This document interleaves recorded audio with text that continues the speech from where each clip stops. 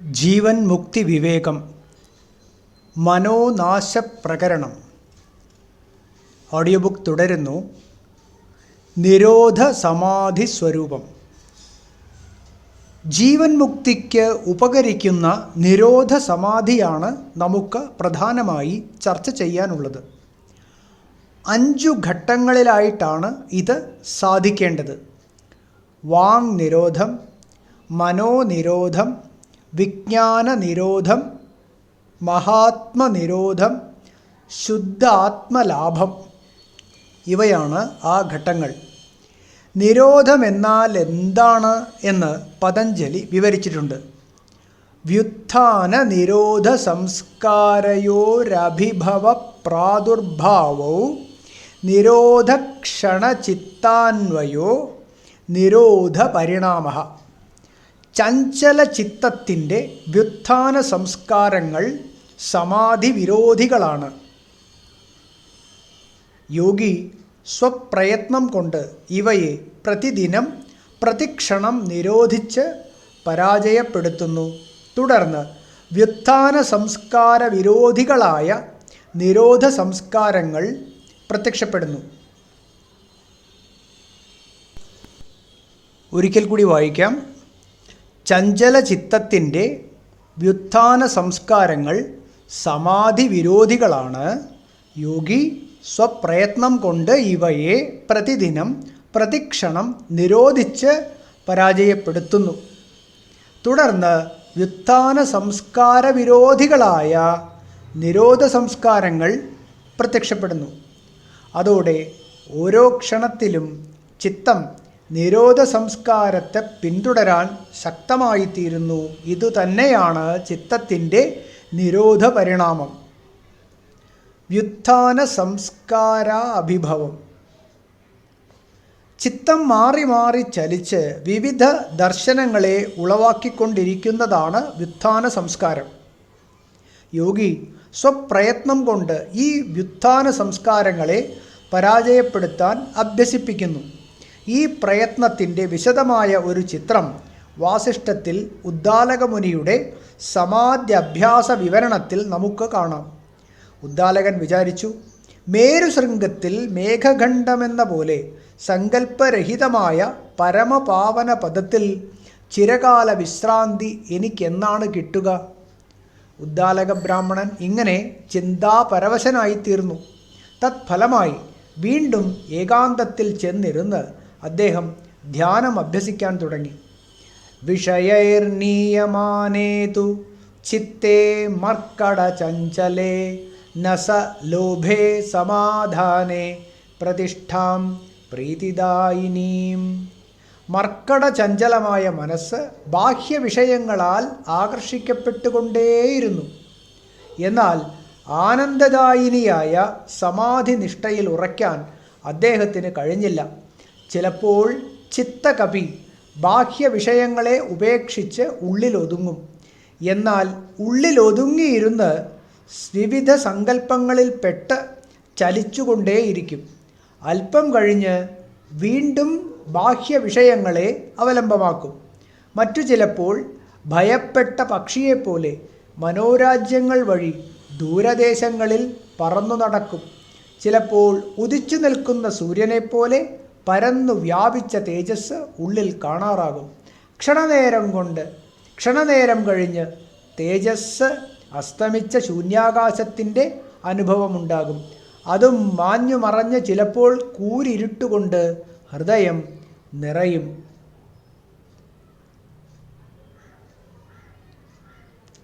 ആഗച്ഛതോ യഥാ കാമം പ്രതിഭാസൻ പുനഃ പുനഃ അച്ഛിനൻ മനസാ ശൂരഃ ഖഡ്ഗേനേവ രണേ റിപൂൻ. ഇങ്ങനെ മാറി മാറി വന്നുകൊണ്ടിരിക്കുന്ന കാഴ്ചകളെ ധീരനായ മുനി അസംഗശസ്ത്രം കൊണ്ട് വാളുകൊണ്ട് യുദ്ധത്തിൽ ശത്രുക്കളെ എന്ന പോലെ മുറിച്ചു തള്ളി. ഉണ്ടായി മറയുന്ന ഇത്തരം ക്ഷണിക ദർശനങ്ങൾ ഒട്ടൊന്നകന്നതോടെ കുറച്ചൊരിരുട്ടുകൊണ്ട് മൂടി അങ്ങിങ്ങ് ലോകചിന്തകളുടെ കളങ്കം പേറിക്കൊണ്ട് വിവേക സൂര്യൻ ഹൃദയാകാശത്തിൽ ഉദിച്ചുയരുന്നതായി കാണപ്പെട്ടു. ഇങ്ങനെ പൊന്തി വരുന്ന വിവേകസൂര്യനെ സമ്പൂർണമായി ആശ്രയിച്ചുകൊണ്ട് അവശേഷിക്കുന്ന ഇരുട്ടിനെയും ഒഴിച്ചു മാറ്റാനായി ഉദ്ദാലക മുനിയുടെ ഒരു ശ്രമം. ഇരുട്ടുമാറിയതോടെ ഉജ്ജ്വലമായ തേജഃപുഞ്ചം പ്രത്യക്ഷപ്പെട്ടു. ഒരു കുട്ടിയാന കരിംകൂവള വനം പിഴുതെറിയുന്നത് പോലെ മുനി ആ തേജഃപുഞ്ചത്തെയും നിരാകരിച്ചു. തേജസ് ശമിച്ചതോടെ ആകാംക്ഷാഭരിതമായിരുന്ന മനസ്സ് രാത്രിയിലെ താമര എന്ന പോലെ നിദ്രയിൽ ലയിച്ചു. മുനിയാകട്ടെ ആ നിദ്രയെയും നിസ്സംഗ ശസ്ത്രം കൊണ്ട് വെട്ടിമാറ്റി. നിദ്ര മാറിയതോടെ ഒരു ശൂന്യതയുടെ അനുഭവമുണ്ടായി. ശൂന്യതാബോധവും മാറ്റപ്പെട്ടതോടെ ഒന്നും അറിയാനില്ലാത്തതുപോലെ ഒരു മോഹം വന്നു ചേർന്നു. ആ മോഹത്തെയും ആ മഹാമുനി തുടച്ചുമാറ്റി. അതോടെ മനസ്സ് അദ്ഭുതകരമായ തൻ്റെ ഉപശമസ്ഥാനം കണ്ടെത്തി. തതസ്തേജസ്തമോ നിദ്രാമോഹാദി പരിവർജിതം കാമപ്യവസ്ഥാമാസാദ്യ വിശശ്രാമ മനഃക്ഷണം.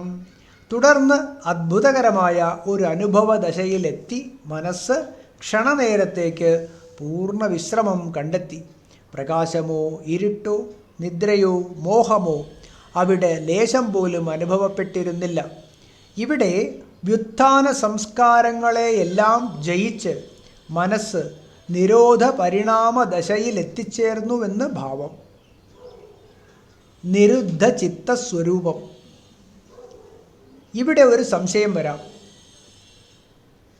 ബോധമൊഴിച്ചുള്ള മനസ്സിൻ്റെ എല്ലാ ഭാവങ്ങളും പ്രതിക്ഷണ പരിണാമികളാണെന്ന കാര്യം എല്ലാവർക്കും സമ്മതമാണല്ലോ.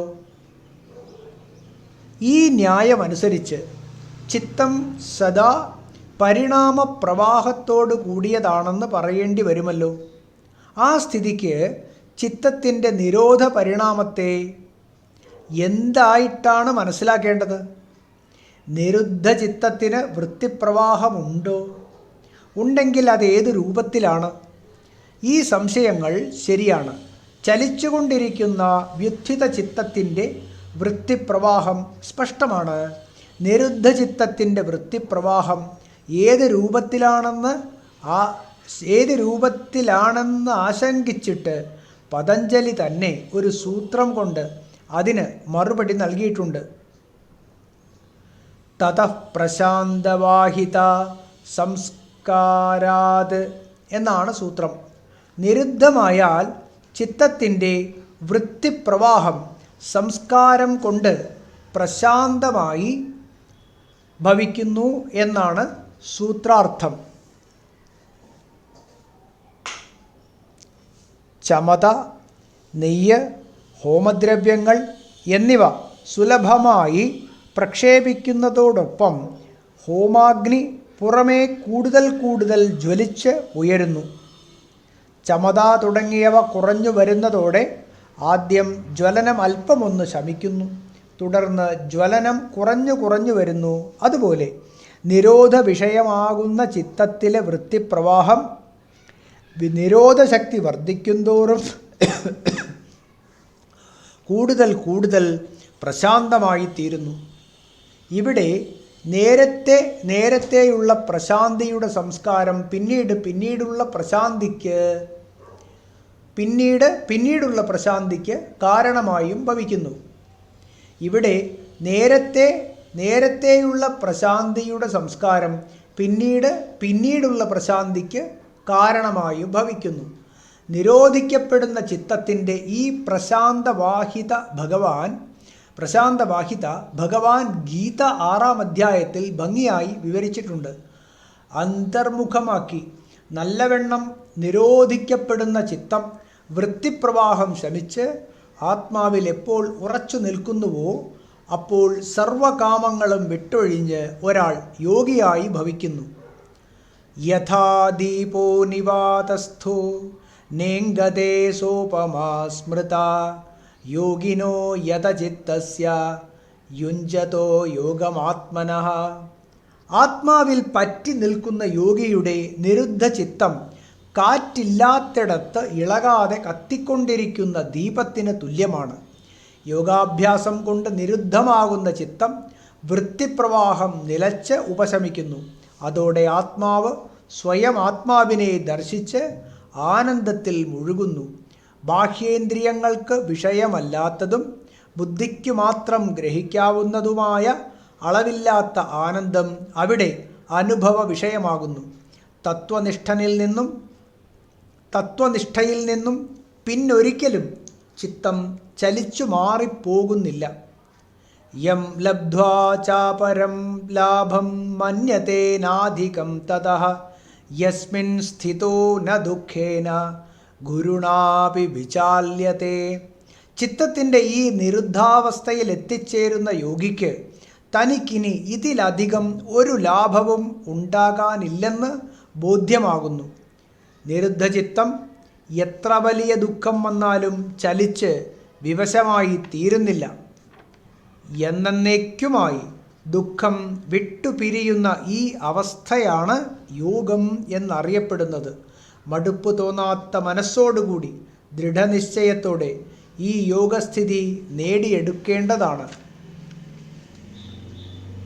നിരോധ സമാധ്യുപായം ഓഡിയോ ബുക്ക് തുടരുന്നതാണ്.